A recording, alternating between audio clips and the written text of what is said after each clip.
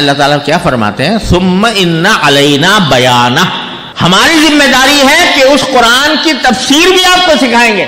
اب سوال یہ پیدا ہوتا ہے کہ بھئی قرآن عربی میں اترا، نبی کریم صلی اللہ علیہ وسلم افصح العرب، آپ کو کیا پتہ نہیں تھا کہ اس کے کیا معنی ہے اس لفظ کے، اور اس لفظ کے مفہوم سے کیا آپ واقف نہیں تھے؟ سب جانتے تھے۔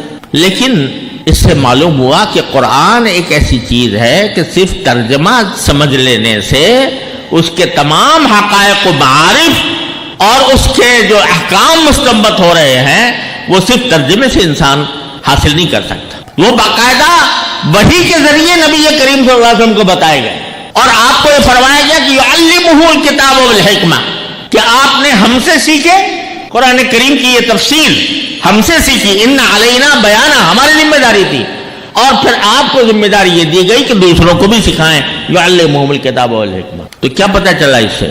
پتہ یہ چلا کہ قرآن کریم کا صرف ترجمہ پڑھ لینے سے کوئی آدمی اگر یہ کہے کہ اب میں مجتہد مطلق ہو گیا ہوں اور اب مجھے نہ کسی تفسیر کی ضرورت ہے، نہ احادیث کی رہنمائی کی ضرورت ہے، اور نہ مفسرین کے کلام کی ضرورت ہے، میں خود اپنے ترجمے کو سمجھ کر میں جو سمجھوں گا، جو میری سمجھ میں آئے گا وہی قرآن کی تفسیر ہوگی۔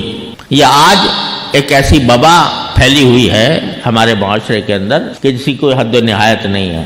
جن لوگوں نے کبھی ساری زندگی قرآن کریم کو پڑھنا نہیں سیکھا، جنہوں نے قرآن کریم کو کسی استاد سے نہیں پڑھا، ساری عمر سرکاری ملازمت کرتے رہے، ریٹائر ہونے کے بعد اچانک تفسیر قرآن لکھنے کا شوق پیدا ہو جاتا ہے کہ بھئی اب میں قرآن کی تفسیر لکھوں گا۔ بھئی تم نے کوئی عربی جانتے ہو کہ نہیں؟ عربی کی ضرورت نہیں ہے، اردو میں ترجمے چھپے ہوئے ہیں اور انگریزی میں چھپے ہوئے ہیں، تو اس سے ہم خود معنی نکال لیں گے اور اس سے خود کریں گے۔ چنانچہ اس کے بعد وہ اجتہاد کے منصب پر پہنچ جاتے ہیں کہ جو مولوی ملا جو پڑھاتا رہا ہے، یہ تو لوگوں کو اس نے مقید کر دیا، محدود کر دیا، اور اب ہم آئے ہیں اس ماڈرن تفسیر کے ساتھ کہ جو آج کے ماڈرن انسان کی ضروریات کو سمجھے اور اس کے مطابق قرآن کی تفسیر کرے۔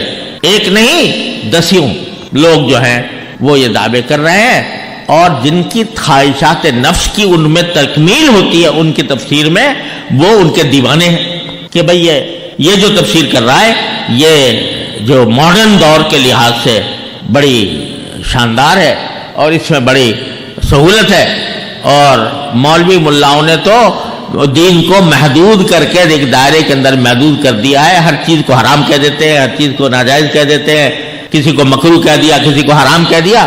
اب یہ آئے ہیں مفسر اعظم کہ جو قرآن کو آج سمجھے ہیں، 1400 سال میں نہیں سمجھا گیا، یہ نئے سمجھے ہیں اور ان کے پیچھے چلنا چاہیے۔ میرے بھائیوں، اس قسم کے نعرے ہر دور میں ہوئے ہیں۔ یہ ابھی آپ نے جو صحیح بخاری کی آخری باب پڑھا ہے نا، کتاب التوحید، اس کا ایک نام ہے کتاب الرد علی الجہمیہ، اس میں آپ نے پڑھا ہوگا معتزلہ کا رد ہے، جہمیہ کا رد ہے، کرامیہ کا رد ہے، قدریہ کا رد ہے، جبریہ کا رد ہے، جتنے یہ بڑے بڑے فرقے پیدا ہوئے تھے ان کا طوطی بولتا تھا اپنے زمانے میں، اور لوگ دیوانے تھے، یہ عقل کی بات کرتے ہیں، اور باقی جو ہیں جو سلف صالحین کے طریقے پر چلے آ رہے تھے وہ کہتے تھے یہ مولوی ملا ہے، ان کو عقل نہیں، ان کو سمجھ نہیں، یہ قرآن کی عقلی تعویل نہیں کرتے، عقلی معنی نہیں بیان کرتے، یہ عقل سے دور ہے۔ ہم لائے ہیں عقل کی باتیں، وہ یہ فرقے تھے، اور ان کا طوطی بولتا تھا، ان کا ڈنکا بجتا تھا، ان کی حکومت قائم ہو گئی تھی، اور وہ لوگوں کے اوپر ظلم و ستم ڈھاتی تھی، جو ان کی بات نہیں مانتا تھا اس پر کوڑے برساتی تھی۔ لیکن آج کہیں نام سنتے ہو آپ؟ کسی کو ذرا پوچھو، کسی سے جانتے ہو معتزلہ کیا تھے؟ کسی کے ذہن میں اس کا نام ہے؟ جہمیہ کیا تھے؟ کرامیہ کیا تھے؟ اور جبریہ اور قدریہ کیا تھے؟ اور تو اور بہت سے ہمارے طالب علموں کو بھی نہیں پتا ہوگا، جب تک دور حدیث نہیں پہنچتے یا علم کلام تک نہیں پہنچتے تو کسی کو پتا بھی نہیں ہوتا۔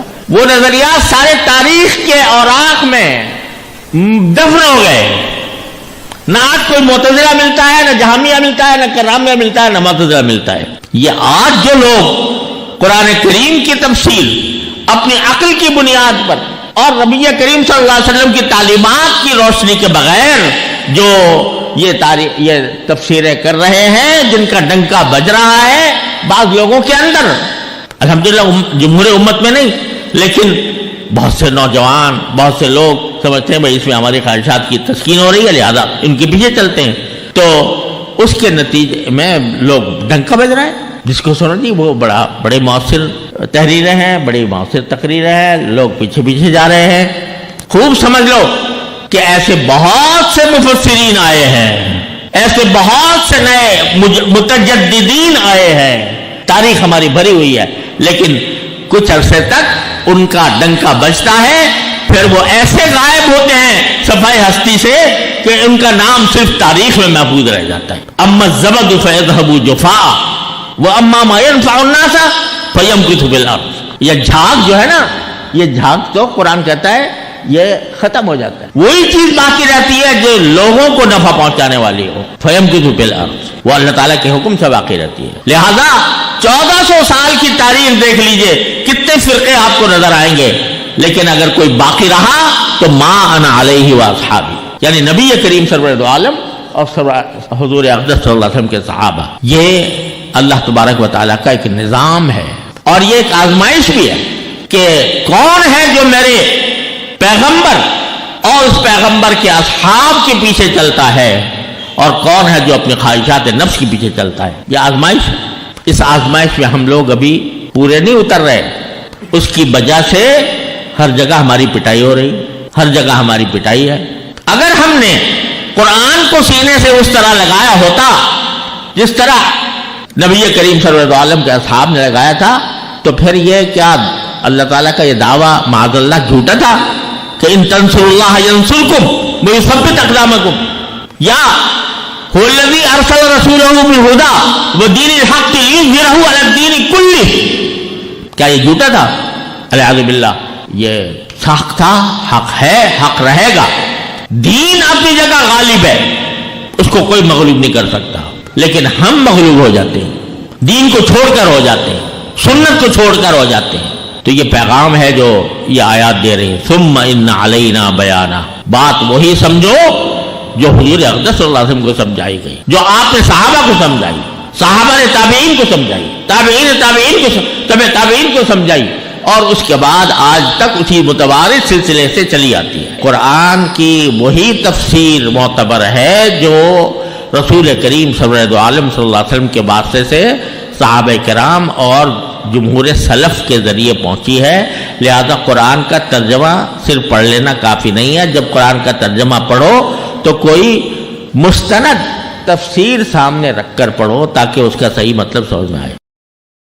تبارك الذي نزل الفرقان على عبده ليكون للعالمين نذيرا.